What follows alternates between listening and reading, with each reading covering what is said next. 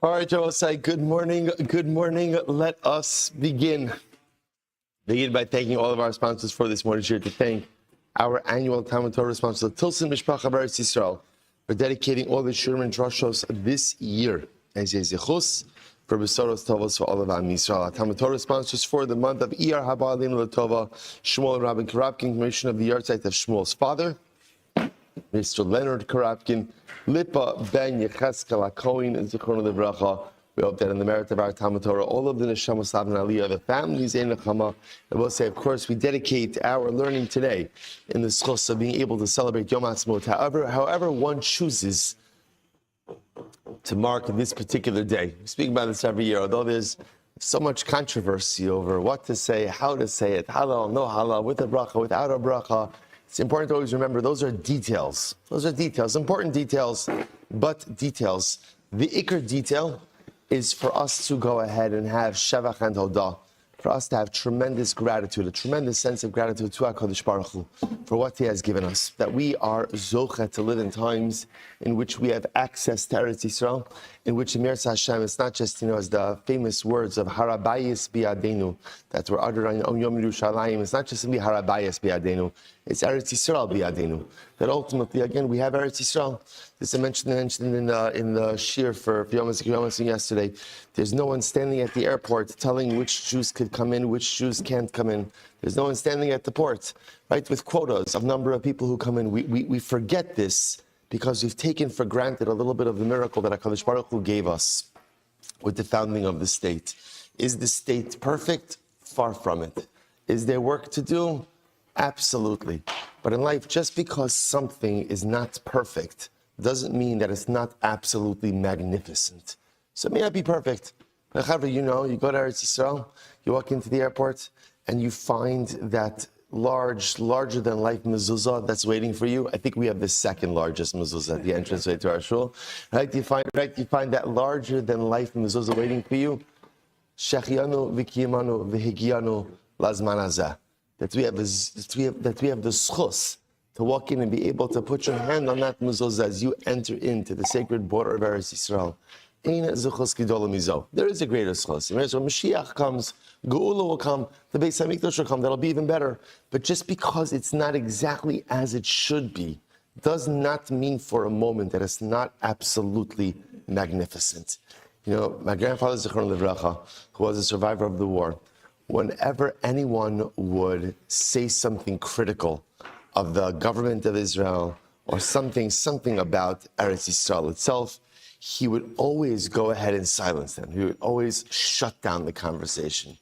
And just to understand, it wasn't, my grandfather wasn't wearing blue and white in Yom HaAtzmaut and engaging in daglanut and all that. It wasn't. As a survivor, he understood what it meant not to have a Jewish homeland or not to have access to a Jewish homeland, and then what it meant to live in a world with access to a Jewish homeland. It says, Shita in life always was, whatever your problem is, figure it out or be quiet.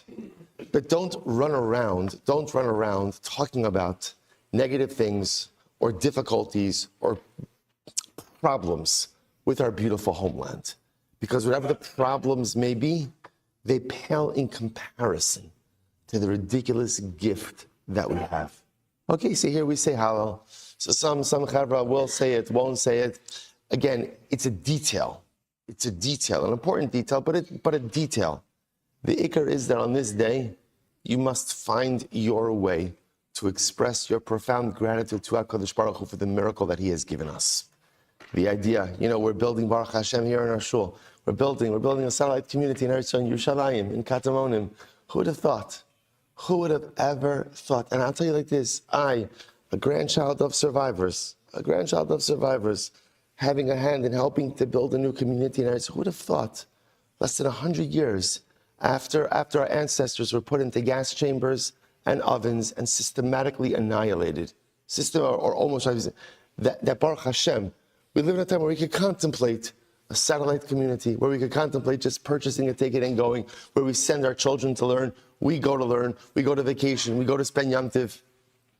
Chevra, if you don't see the miracle in that, you need a new prescription. You need a new prescription because you're missing it. Because you're just missing. Again, how you choose to mark the miracle, that's up to you. That's up to you. How you choose to mark. That we could contemplate, that we live in a time where we could contemplate Aliyah, whether you're making Aliyah or not making Aliyah. Just understand, you could think about that decision. For 2,000 years, a Jew would have said, I'm going to move to Eretz Yisrael. They said, really? Really? You want to live with the Ottomans? You want to live with the Turks? You want to live with the British? You want to live with this? You want to live with that? Now, it's a decision. Whether it's good for you or not good for you, that's your own decision. But you could think about it. Understand the miraculous nature of being able to contemplate that decision. Something that for 2,000 years our ancestors did not have. But we do. If you can't see the miraculous nature in that, once again, I need a new prescription. It's not just the footsteps of Mashiach, right? Footsteps, people like talk about the footsteps, like this, like that. If you listen carefully, you can hear like the pitter patter of Mashiach's feet coming closer. It's not a pitter patter, it's pounding. It's pounding. Mashiach is around the corner. Geula is around the corner. What we see unfolding in front of us each and every day is nothing less than an overt, spectacular miracle. The miracle is not complete, and there's no question that many things are still in a state of imperfection, but we are so much closer than ever.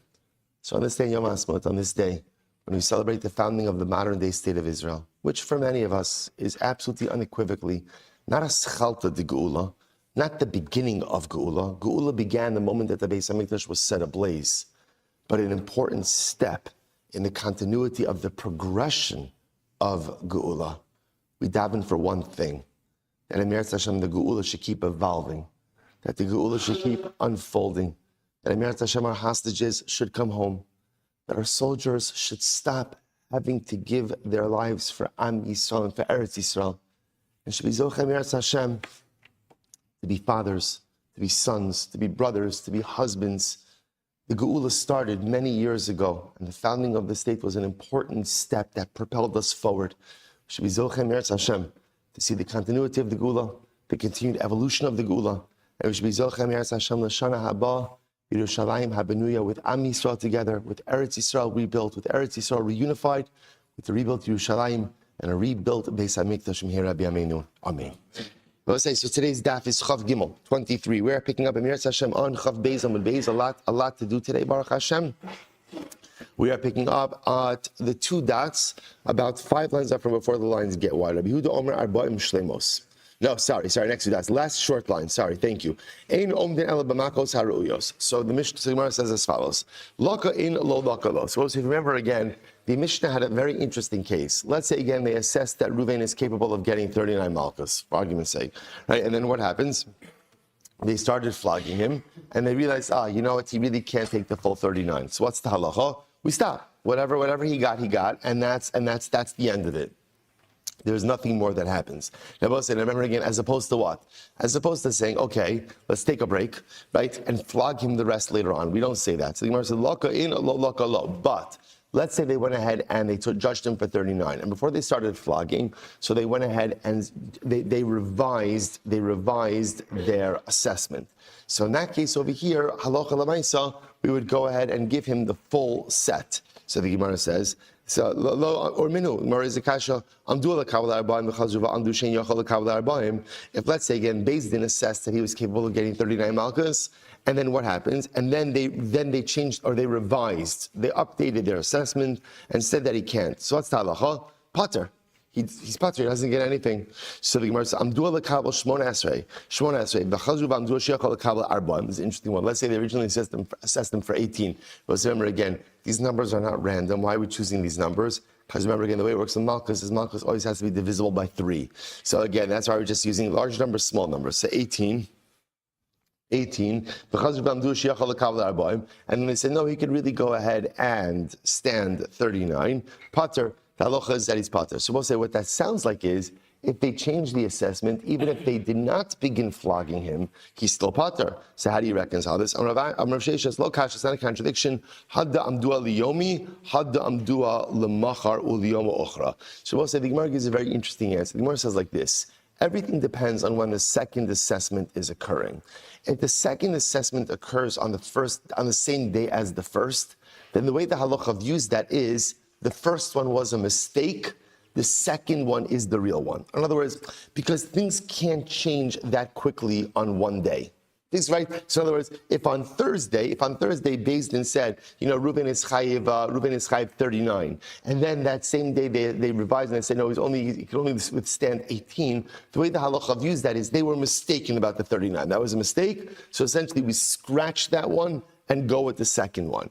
If, however, let's say they made an assessment on Thursday, right, 39, and then on Friday they said, you know what, he can only go ahead and withstand 18, then we look at that second assessment as correct. Why? Because things could change in a more dramatic way from one day to the next. That's how the Gemara is reconciling these two ideas. If we take a quick look at Rashi, Rashi says over here, Hamda amdua liyomi, masnisin ba'amdua liyomei. So the Mishnah is dealing with the case where halacha l'maisa, the second assessment was done that same day. Lekabel mem o shmona esrei v'hilchach ki chazir ba'amdua bo bayom shin yochal lekabel o yochal igloi milsa da'omet shalahem lo haya klum. Kevan de bo bayom sasru kol ma sha'amdu shahari zelo nishtana v'lo tachish b'shos muat kazeh. Shabbos says, so again, halacha l'maisa is interesting, right? So if the second assessment occurred on the same day as the first, then we look at the first assessment as mistaken, second one as correct, because Rashi just points out, it's not possible that things changed that materially within one day. Right? Not possible that he went from a guy who could take 39 Makkos to a guy who could take 18 Makkos in one day. So it must be that the first one is mistaken, and therefore we go with the second one. On the other hand, if you look at the next Rashi, again, there's more here, but just giving you the point.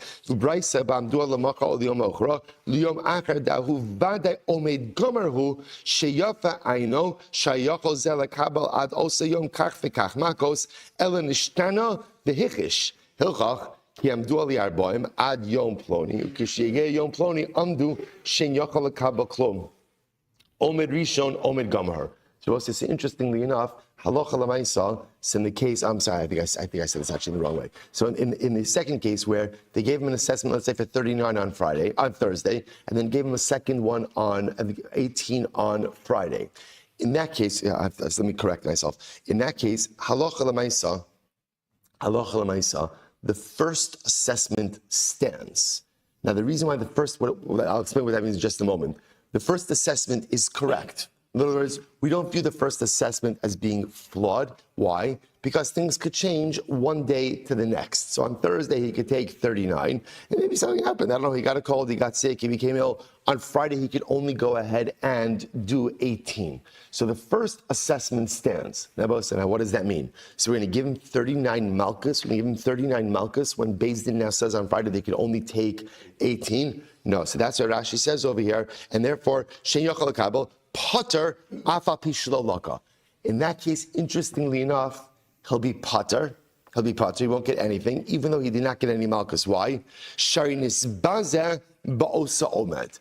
Because he was already degraded. Now we're going to see, by the way, we haven't touched on this fully, although we'll get to this shortly. A lot of what Makkos accomplishes is degradation. And the kapara itself of Makkos comes through the degradation. So the Gemara suggests the following. When he got an assessment for 39, right, and then the next day got an assessment for 18, that first assessment for 39 was correct assessment. Okay, something happened now that we can't give it to him, he gets the 18. The degradation of having been assigned 39 and now being downgraded to 18, that degradation suffices to accomplish the punishment that we're seeking to impose upon him. And therefore, halacha l'maisa, he's pater from all Makkos. So we'll say fascinating idea. So let me just zoom out a little bit. So essentially what's happening over here is as follows. What happens when Beis Din initially gives one assessment of Makkos and then revises their assessment? The Gemara suggests that it's two cases. If the revision takes place on the same day as the original assessment, then I must say the original assessment was flawed. therefore scratch it, and therefore only go with the second assessment. When the second assessment happens on a different day than the first, then we assume essentially they're both correct. They're both correct, right? Assessment number one is correct, assessment number two is correct, and what Rashi's pointing out over here is, in that case, interestingly enough, he'll be potter, because we assume that, again, the degradation occurred just simply through the higher Makkos allocation of day one. Fascinating. Now, I will say there's one important caveat with this. What's the important caveat? If at any point in time Makkos started being administered, and then in the middle of Makkos, Beis Din says, okay, we made a mistake, he can't take 39, he can only do 9. What's the halacha? What's the halacha? We stop, obviously, and that's it. And that's it. In other words, we do not make him recover and then give him the rest of his Makkos. So that's the caveat in this. All of these discussions is where Makkos has not yet begun to be administered. Okay, good. It happens to be that the halacha l'maisa on this is a little bit different than how the Gemara is highlighting it, but if we have time, we'll come back to it. All right, that's the Mishnah. That's the Gemara. Fine, Mishnah. Avar Avera Sheish Bashnei Lavin. So we'll say what happens if a person violated an Avera that has 2 Lavin associated with it. So what's the halacha? So the Gemara says, Amdua Omed Echad. So what says, here's the issue. A person went and did something, and now they are liable. Rashi says over here, Kigon Choresh B'Shar V'Chamor U'B'Kilayim B'Kerem. So this goes back to yesterday's Mishnah. I'm plowing with an ox and a donkey, and I'm also plowing Kilayim. So again, I'm chayiv now for plowing with an ox and a donkey. Lo sachsam sharbidi, right? I'm sorry. Lo sachsam sharbidi chamor yachdav. Plowing with ox, and I'm also planting klaya kerem. So now I've done one act which results in two lavim. So now I am liable to 2 sets of malchus. So what's the halacha? So I'm dua omed echad lo kiopater. So if halacha l'maisa, let's say they brought me to Beis Din. Beis Din assessed me 1 set of malchus. If that's what they did, in other words, if they kind of judged this case as 1 lav and gave me 1 set of malchus, okay, that's it. I get my set of malchus and I'm butter. Ve'im lav loke u'misrape v'chozev v'loke. If not, if the case was adjudicated as 2 distinct lavim, then halacha l'maisa, again, I get my first set of malchus, then recover, and then get my second set of malchus afterwards. Says the Rabbi Tanya, Ein omdin omed echad l'shnei lavin, but we learned elsewhere, learned in a brayso that what? That halacha l'maisa, you can't do 1 assessment for 2 lavin. In other words, if I violated 2 lavin, the legal system should judge me independently for 2 lavin. You can't do 1 assessment or 1 verdict for 2 lavin. Amrav sheishes lo kasha, hadda amdu ali arba'im v'chada, hadda amdu ali arba'im v'tarti. This is very interesting.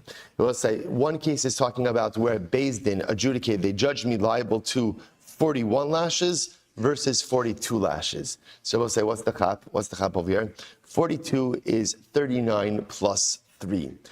3 is the minimum amount of lashes that you can administer to someone, right? Because again, it's divisible by 3. That's the minimum amount of lashes.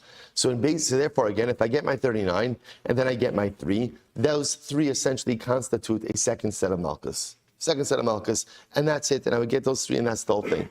41 is really just viewed as 1 set of malchus. If that's the case, then halacha l'maisa, those additional 2 would not constitute a legitimate second set of malchus, and therefore would leave me liable to an entire second set of malchus. So I'd heal from my first set of malchus, and then ultimately afterwards be liable to a second set of malchus. If you take a look at Rashi, Rashi says over here, Amdu ala arba'im v'chada, kol ma she'omdin alav ad 39 chashvinon mishum chad alav, dekach uldin ala malchus arba'im chasra achos alav echad, v'mosifin alav afilu shalosh malchus, tavi le'arba, v'tar chashuvin osan shalosh omed lelav ha'acher, Makkos telo havu arba'im v'chada loke shloshim v'teisha mishum lav echad u'misrape v'chozev v'loke to Makkos the inner ruyos l'shlosh. Good. This is exactly what we just said. In other words, if it's 42, we view it ultimately again as 39. Second 3 satisfy the second lav. And but if it's 40, but if it's 41, that's only an additional 2. Additional 2 don't count for anything. I get my first set of malchus, heal, I get an entire second set of malchus. What the Gemara is suggesting is you will get 2 sets of malchus. You will get 2 sets of malchus. Just depending on how the Beis Din adjudicates it, if the Beis Din doesn't want to throw the book at me, they can make me liable to 42 malchus. And the beauty of that is that's 39 and 3, that satisfies both lavin.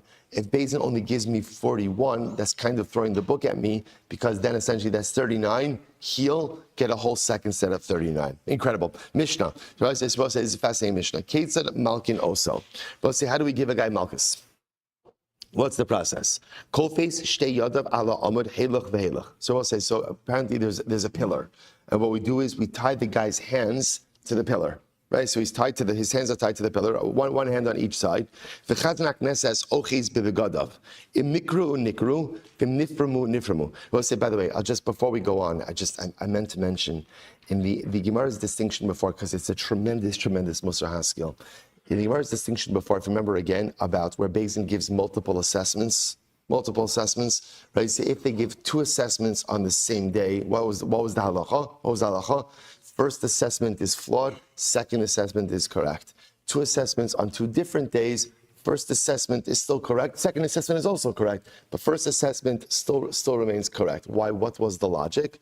Logic was things can't change that dramatically in one day, but day to day they do change. Which I will say is such a profound yesod for us in life. Things can change on a dime. And at times, they do change very quickly.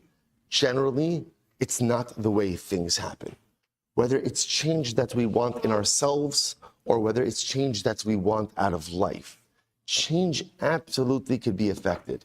The issue just is, you have to be patient. I often say, what is it, Heinz that says patience is a virtue? Is that Heinz? Or good things come to those who wait. Good things come to those who wait.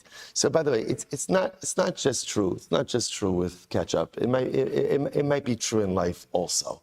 What the Gemara is telling us is that dramatic change doesn't happen in a day. Change could happen one day to the next. And this is so incredibly important because sometimes we want to accomplish great things and we want it now. And we become so impatient. And when it doesn't materialize now, we give up. And Chazal are teaching us, although dramatic change could occur in one day, generally, it doesn't happen that way. Change takes time.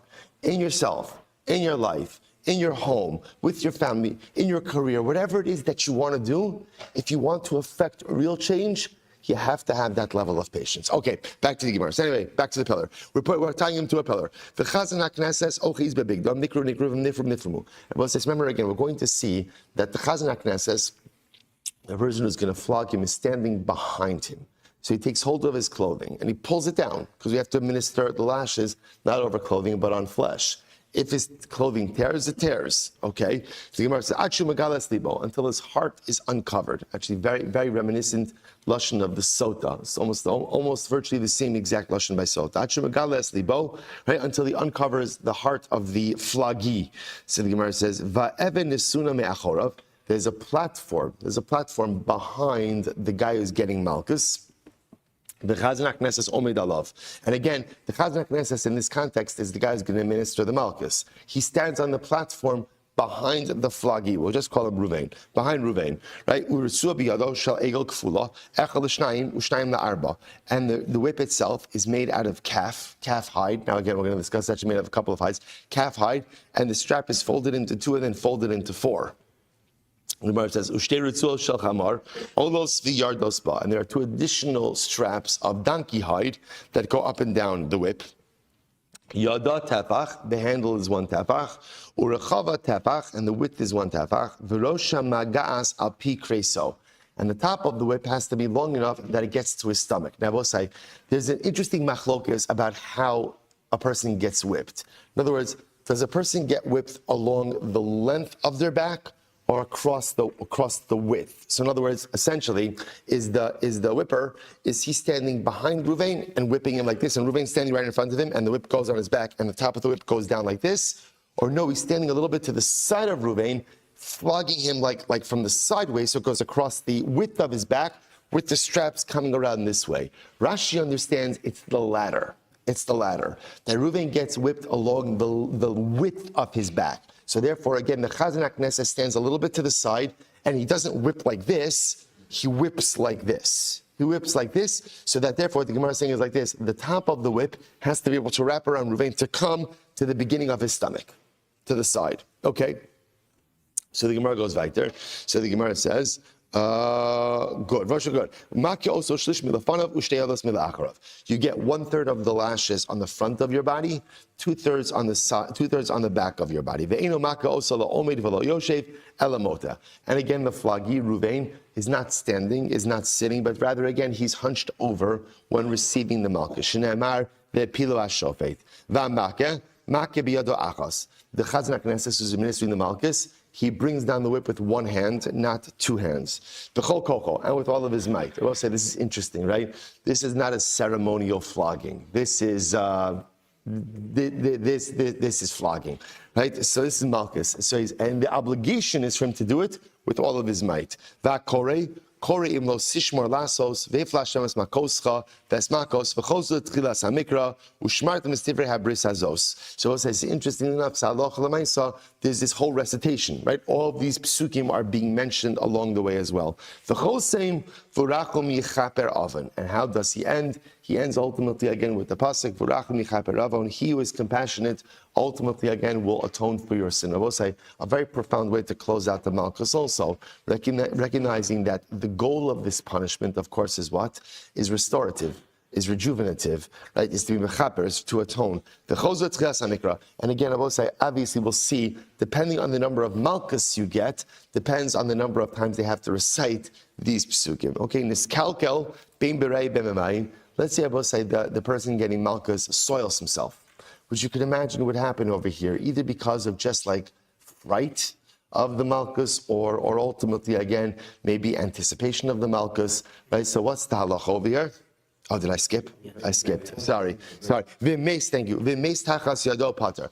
Now let's say again, the Chazan HaKnesses is flogging Ruvain. Ruvain dies. Ruvain has a heart attack, right? He dies. So what's the halacha? Pater. Now again, I both say pater because he's administering the ruling of the Beis Din. Hosif lo od ritzua achas umeis harei gola al yado. Now, interestingly enough, when is he exempt? Only if he gave the prescribed number of Malkus. If he decided to, so everybody likes chumras, right? If he decided, especially when there aren't other people, right? So if he decides to go ahead and give an additional lash over here, and Ruvain dies as a result of that, then halacha l'maisa again, that's called accidental murder, and the Chazan HaKnesses will go to galus as a result of this. So let's say again, Ruvain soils himself.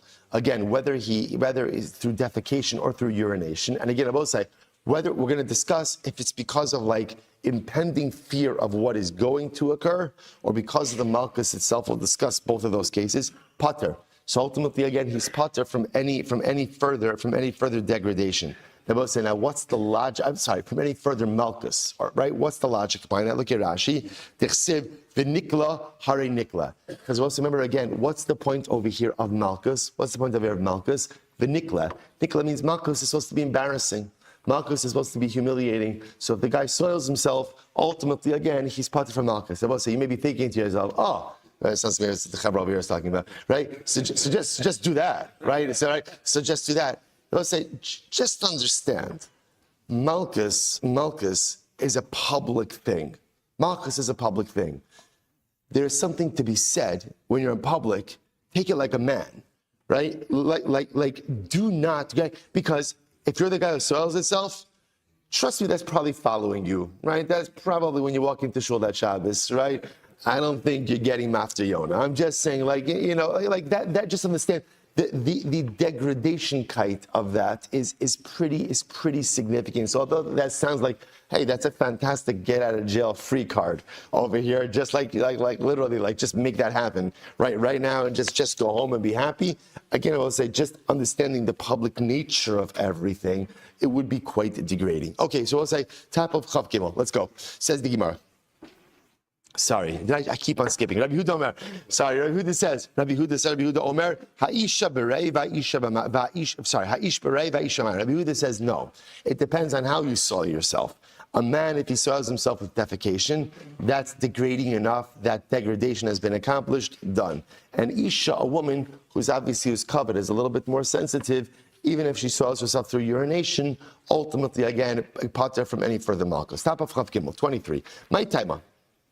Shabbos say, here's what's interesting. No one knows what to do with this line in the Gemara. No one has the Gemara says, my timer. The Gemara, no one says, my timer what? The Gemara says, Mishum Nikla. Okay, I'm going to Oh, Rav Sheshes. How do we know that the whip is made out of calf skin? So Gemara says, the pasuk says you get 40 malchus. And juxtaposed to that is, don't muzzle an ox when it threshes. Okay, so the juxtaposition says it's of calf skin. How do we know that if the Yavama, right, we'll say Reuven's married to Rachel, Reuven dies, and now Reuven has no children. Reuven has a surviving brother, Shimon. Let's say Shimon is covered head to toe in boils. Head to toe in boils. Right? Now, so obviously it's not fair to make Rachel go ahead and marry him. So how do we know that we don't compel Rachel to marry him? So the Gemara says, Dichsev lo sachsom shar bedisho usamech le ki yeshvu achim yachdav. So we'll say, interestingly enough, the juxtaposition or lo sachsom shar bedisho represents, like in this case, making the animal do something muzzled. So to speak, we don't muzzle the Yavama, so to speak. We don't silence her protestations in an effort to marry up to the Yavam if it's clear that this is a compromised union. Incredible. So again,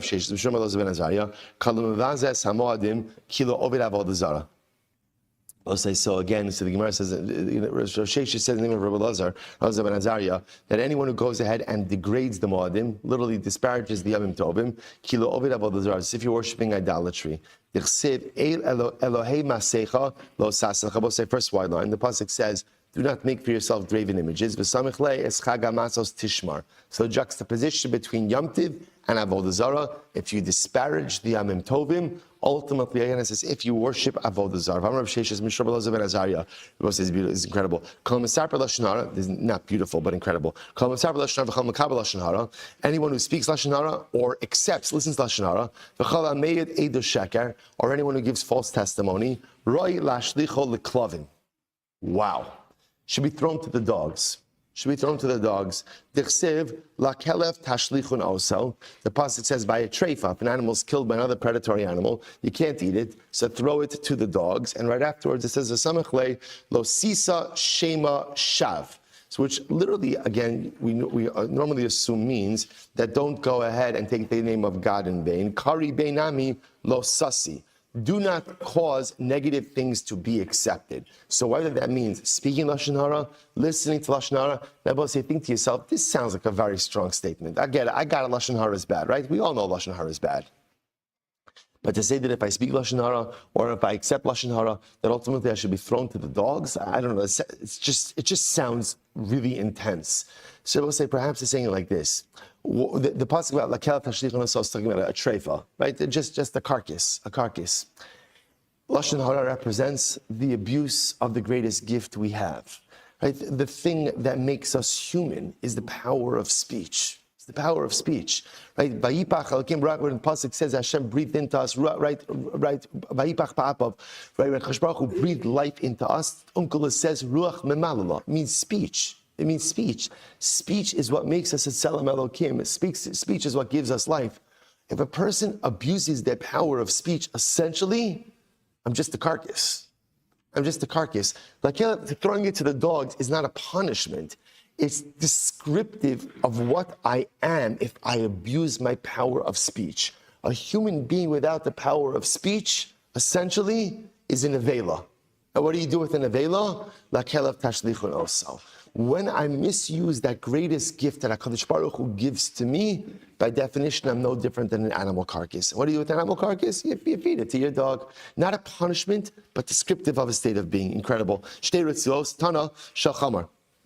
So remember again, the Mishnah then said, also the Gemara teaches that the whip is partially made out of the hide of a donkey. Why do we have donkey hide? So the Gemara says, listen to this. The pasuk says, Yada shar koneu, v'chamor avus ba'alav. So literally again, the ox, knows its koneu, knows its owner, and the donkey recognizes the trough of its owner. Now the Navi over here, remember again, the Navi over here is describing, the Navi Yeshaya is describing how animals have hakaras hatov and understand who they're beholden to. Remember, the rest of the pasuk is Yisrael lo yada ami lo hisbonan. The haftarah for Shabbos Shuvah, right? But ultimately, again, so what the pasuk says over here, the Navi laments that Klal Yisrael doesn't know, right? The donkey knows whose trough he eats out of. The donkey knows who his master is, but somehow, Klal Yisrael, the Jewish people, we always forget that we are subservient to HaKadosh Baruch Hu. So the Gemara says, Amar HaKadosh Baruch Hu, Yava Misha Makir Avos Balov, V'ifram Misha Eno Makir Avos Balov. So literally, let the one who recognizes the trough of his master, the donkey, come along and go ahead and exact punishment from the one who has forgotten whose trough he eats from. The Shabbos say, if you think about it, is really profound that what is sin? Sin is a lapse of God awareness, like the Balatanya writes, right? Sin is a lapse of God awareness. That if I have God awareness, I have everything. But the moment I lose God awareness is unfortunately when every negative thing becomes possible as well. So let the donkey that at least appreciates, which itself is a non-kosher animal, but itself understands who its master is, come an exact punishment from the one who forgot who his master is, and as such is in this situation. So again, it handles the tabach. So we'll say, so what it sounds like over here is Beis Din must have made like a custom whip, right? Because remember again, the whip has to be long enough to go around your side and come to the front of the stomach. So obviously every person has different proportions. So everybody must have had a custom whip. So the Gemara says, I don't know, maybe you get to take it home. Rava, Imkain Nafish Luritsuostuva. Well, if that's the case, then Beis Din's going to have a lot of whips. That doesn't make any sense. Amarava Avkasa Islay Kibai Mikter Beik Ibai Marapale. No, we'll say it was an adjustable whip. Right? It was an adjustable whip that had like a ring. And the ring, really what the ring was there was to go ahead and either shorten or lengthen the straps themselves. Okay, the Gemara goes weiter. Malkino. So minahani mili. So we'll say. So the Gemara says. So remember, we give 1/3 of the malchus on the back, 2/3 on. Sorry, 1/3 on the front, 2/3 on the back. Where do we get that from? Last minahani mili. Amrav Kana Damakra. V'hepil hashofet v'hikol lefanov kedei risha so b'mispar risha achas milafanov. So we darshan again 1 risha on front, which is 1/3 on the front. Shtei rishios milachrav 2/3 on the back. In Malkino, so Amrav Chis, Amrav Yochanan, minay l'tzushim mechupelas. How do we know that the strap itself is doubled over? So the Gemara says shneimar v'hepilo, because the pasuk says literally v'hepilo means you'll bend it over. The Gemara says 1 second. V'hani b'alei legufei. We need v'hepilo for something else. What do we use v'hepilo in the Mishnah for? That when administering Malchus, Reuben is not standing straight, but rather again he's hunched over. So that's what I need v'hepilo for. So the Gemara says, Imkein lichtov kra yatihu. The pasuk could have said literally again they will bend him. My hepilu. Why use that lashon? Shma mina tarte. I can learn 2 things from it. Number 1, that Ruvain, when he gets the Malchus, is bent over. And number 2, the strap itself is doubled over. Remember again, when you administer the lashes, it's done with one hand. Tan Rabbanon. So we'll say, so remember again, the idea by the just to understand with one hand, what's the, well, let's see. Tan Rabbanon. So we'll say, it's very interesting. We'll say, who are the floggers? The floggers are people, by the way, who are generally very smart and very weak. Very smart and very weak, right? I want very smart so that they know how to do the Malchus, and very weak, right? Why? Because who says it has to hurt, right? It just has to be Malchus. Rabbi Yehuda says, no. Afilu chasire mada v'yisire kach. Rabbi Yehuda says, not true.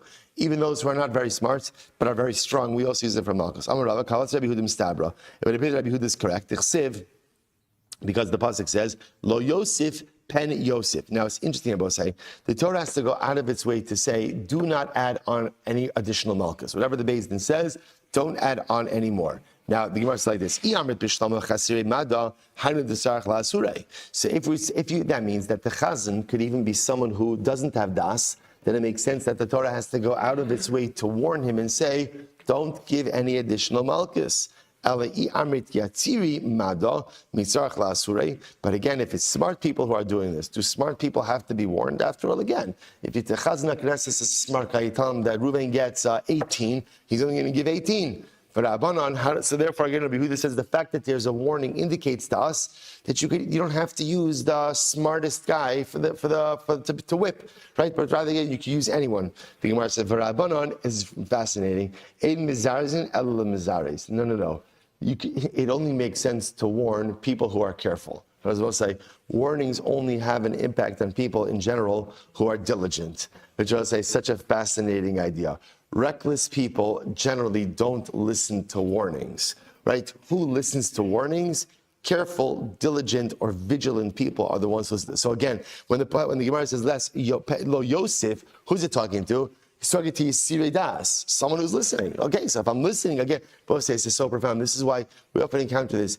You can't help someone who doesn't want to be helped. This is in general in life, right? You can't help someone become better if they're not interested in what it is that you have to say. Because hadracha, in general, hadracha, we'll call it, what do you want to call it? Counsel or advice or warnings only work for people who are interested in that. Only work for people who are open-minded to that. But if someone is closed off, you could talk, you could be espousing the greatest wisdom in the world. It'll make absolutely no difference, which is why in life, one of the most important midos is also what do Chazal say, Ezu Chacham, Halo made mikal Adam. Who is wise? One who is able to learn from every person. What does that mean? What does that mean? What that means is to be the kind of person who is receptive. Right? Most of us are not really receptive. I don't want feedback. I don't want constructive feedback, deconstructive feedback, nice feedback, caustic feedback. I don't want even compliments. Right? A little bit like look askew at that. What is that? So it's like, because most of us are closed off. Right? I don't want to hear anything. One of the most important midos in life is to be open. It's to be open, because if I'm open to things and I can hear the warnings and I can hear the advice, there's so much that could be learned. Incredible. So Gemara says, "Tana kishu magbia v'shtei yadav, ukishu makeh b'yada achos, ki echi d'leisei mididei." When the whipper goes ahead and the Chazan HaKnesses raises the whip, he raises the whip with two hands. But when he brings it down with one hand. Because obviously when you whip with one hand, that's much stronger than doing it with two. Okay, incredible. So here's the process. The greatest of the dayanim there at the basin for this, he reads the psukim. Hasheni Mona, second dayan keeps count. Vashlishi Omer Hiko. The third dayan says strike. Now, Sobos says, interestingly enough, the Chazan HaKnesses, the one who's going ahead and doing the flogging, he's not part of the Beis Din, right? He's an additional guy. That's an additional hire, right? So greatest of the dayanim, he's saying the psukim. Second dayan is counting. Third dayan is saying strike. Bizman shemake,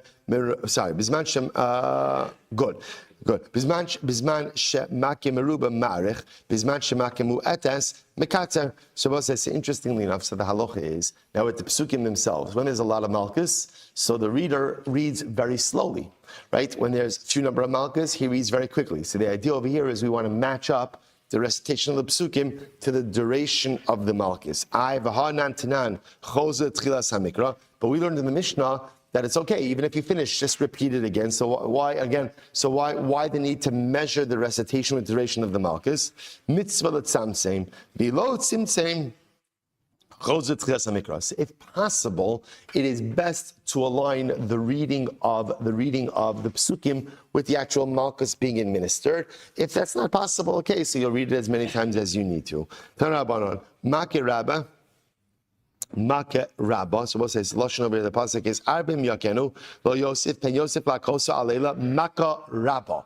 So Torah says, do not add on to the decided number of malchus, because if you do so, you're going to create a Makkah Rabbah. So Gemara says, what's Makkah Rabbah? Ainli ela Makkah Rabbah.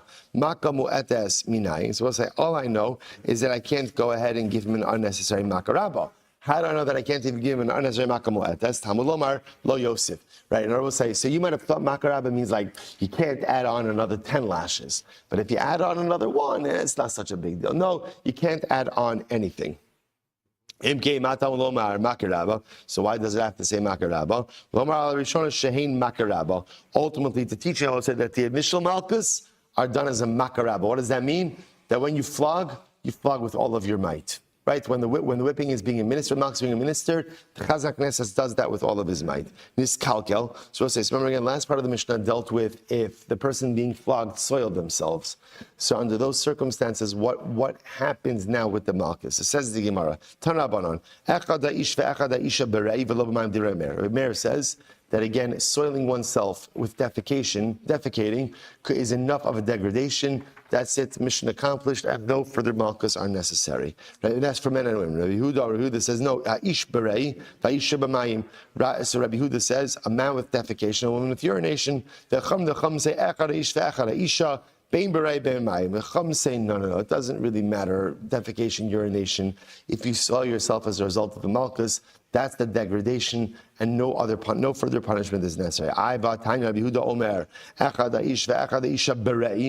is contradicting himself, right? Because Rabbi Yehuda stated elsewhere as saying that it's defecation. What Rabbi Yehuda was saying was both men and women are the same when it comes to defecation, namely that will exempt them from any further malchus. Amr Shmuel, interesting case over here. Kafsu baratz mi bezdin pater. We'll say, let's say they tied Reuven up, and to the pillar for malchus, and what happens? And he went ahead and he ran away. So what's the halacha? Pater. Ultimately, again, he's pater. Now we'll say, what's the logic over here? The logic seems to be that halacha l'maisa, the act of being tied up itself to the pillar, is the degradation. So essentially, degradation has been accomplished. So if somehow he manages to escape, he doesn't get malchus. So may say, the Gemara is the kasha, kala, bein berishona, bein b'shniya, potrin also. If Reuven soils himself, right? That's kala is like the nikla. If he soils himself, whether it's as a result of the first lash, second lash, he's pater, right? Pater ready for the malchus. Nifsekaretzua b'shniya potrinoso, berishone potrinoso. So this is interesting. Let's say they're about to give him malchus. Let's give him malchus, and the whip breaks. So if the whip breaks after the first lash, he's done. If the whip breaks before the first lash, he's not done. Then we just get a new whip. So the Gemara says, but why is that? The Gemara was, Amai, lehavi karatz. But again, if the whip breaks before the first lash, why should that be any different than a guy who runs away from Beis Din? And just like if a guy runs away from Beis Din, now Baruch Hashem is pater from anything else. Why don't I say the same thing over here? The whip breaking before the first lash, ultimately again, is like running away. To which the Gemara says, no, there's a big distinction. Hasam ratz, hachalo ratz. There's a big distinction. When he ran away, he ran away. Here he didn't run away. I will say, so the Gemara understands over here the act of like running away with your hands tied, your clothing torn, and running out of Beis Din. That's embarrassing. There's an embarrassment in that. Because the embarrassment factor is there, therefore the punishment has been served. Incredible. Tanabanon. Amdua l'kashiyilke kala potrinoso. So this is interesting. Let's say Beis Din says, it's fascinating. Let's say Beis Din said, Reuven is strong enough to withstand, 18 malchus. But he will soil himself the moment that he is flogged. And however they're able to assess that, right? So the halacha is pater. Ultimately, again, then he'll be pater from malchus. If they say that when he leaves Beis Din, he's going to soil himself, not as a result of the malchus, then we still flog him in that case. Now, I will say, if the soiling comes as a result of the malchus, then that's grounds for exempting him from the rest of the malchus. If he's just soiling himself, I don't know, nerves or whatever else, but only to with malchus, just leaving Beis Din, we'll still flog him. Furthermore,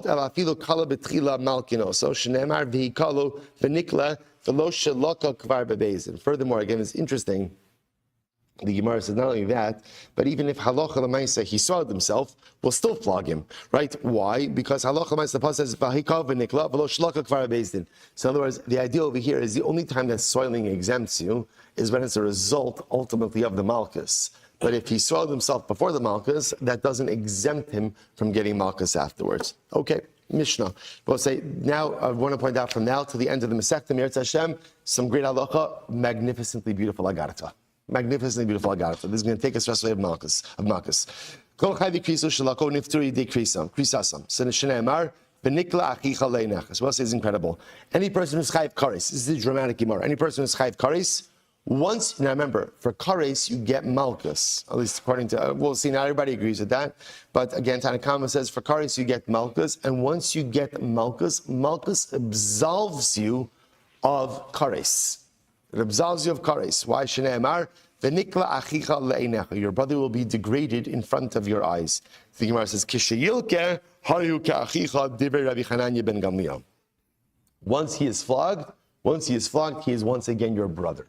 the punishment itself of Makkos restores him to the status of your brother, and therefore halacha l'maisa again he is restored, and therefore he is forgiven. We'll say very dramatic. This is Rabbi Hananya ben Gamliel. Vam Rabbi Hananya ben Gamliel ma'im ha'over avera achas noto nafsho aleha. So Rabbi Hananya ben Gamliel went on to say, if you know if a person could do one avera, and one avera can make you chayiv misa, right? There are averas that have a chayiv misa associated with it. One avera can make you lose your life. Ha'osa mitzvah achas alachas kama v'kama shetinasim lo nafsho. So if a person goes ahead and does a mitzvah, alachas kama v'kama, the power of a mitzvah, right? If an avera can make you lose your life, then how much a mitzvah could restore your life? What a beautiful Gemara. Rabbi Shimon says, "B'mkomo lo m'shenemar v'nichrasu hanefashos ha'osos." So the pasuk says over here that ultimately, again, whoever engages in these abominations I was talking about, they will suffer kares. Va'omer, and the Father says, Amud Beis, Asher yasa osa adam b'chai bahem. So we'll say, so listen to this. Interesting enough, then the pasuk says, if a person ushmartem eschuk osai vis mishpatai asher yasa osa adam b'chai bahem ani Hashem. So we'll say, so again, these psukim not in direct juxtaposition, but in the same parak. So again, one pasuk talking about if you go ahead and you engage in these to'evos, these abominative behaviors, misa, and then it says if you keep my halachos, ultimately again b'chai bahem. Now there's an interesting juxtaposition. The Gemara says, what do you see from here? Ha kala yoshev lo avar avera nostin lo schar ka ose mitzvah. Now the juxtaposition of Moshe says like this: if you abstain from performing an avera, you get schar as if you've performed a mitzvah. Rabbi Shmuel is profoundly dramatic. Sometimes the greatest accomplishment we have in life is abstaining, right? Again, the goal in life is not just simply abstention, but we all know this. When I have the Yitzhar to do something and I overcome the Yitzhar and I don't do that, that abstention takes all of my strength, all of my power. So therefore the Gemara says over here, V'chai b'haim asher yasa osa adam. What are we talking about over here? So the Gemara says sometimes just sitting and not doing an avera, ultimately again is like doing a mitzvah. Incredible. We'll talk more about that. Rabbi Omer, Hari Omer, Rak, for example, Rak chazak leviltiach cholas adam, ki adam hu nefesh. So the pasuk says, be strong and don't eat blood, for blood is the life source. Torah is telling me not to eat blood. Generally, most of us don't struggle with blood consumption, right? If you do, let's schedule a time to speak, right? So I'll say, so again, so right, so most of us don't schedule, right? And yet the Torah says there's such reward for that. And I will say that's something I don't even struggle with that. Gezel, arayos, shenafsho shel adam mis'av elohen. So I'll say theft, immorality, which everyone desires. Everyone desires. Umachamdasan, haporish mehen alachas kama v'kama sheyiskelo, uledorosav, uledoros dorosav at sof kol hadoros. So we'll say, what an amazing Gemara. If there is schar for not eating blood, number one, which I'm abstaining from that, which again really takes absolutely no willpower, right? But yet again, if I get schar for doing it, can you imagine the schar for gezel, for theft, for aras, immorality, which all of us want, all of us desire? If we go ahead and summon up the willpower to abstain, that is a schus for me, for my children, for my grandchildren, and for all future generations. The schus of finding the willpower to abstain from engaging in immorality, in theft, in general sin, fuels myself and all future generations. Incredible. Rabbi Hananya ben Akasha Omer. Rabbi Hananya ben Akasha Omer. Ratzak Kadosh Baruch Hu L'Zako says Yisrael. The Ribbon Shalom wanted to provide tremendous zechus for Klal Yisrael.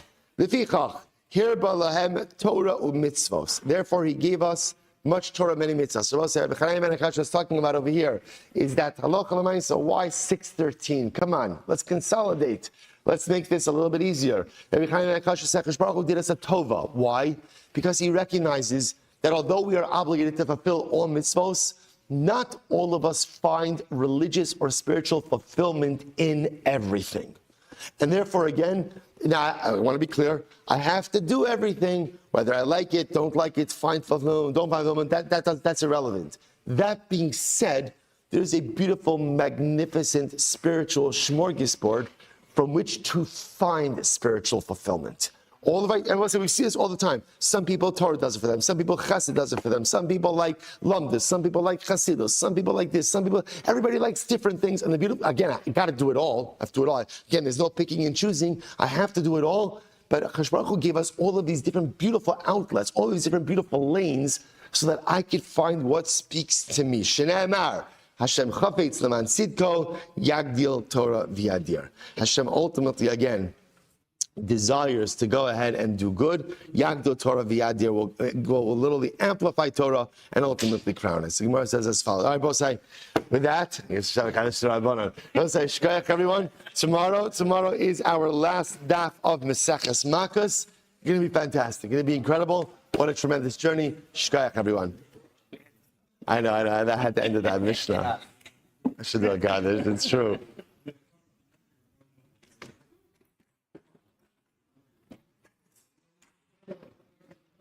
You're not to blame, by the way, that you have a time.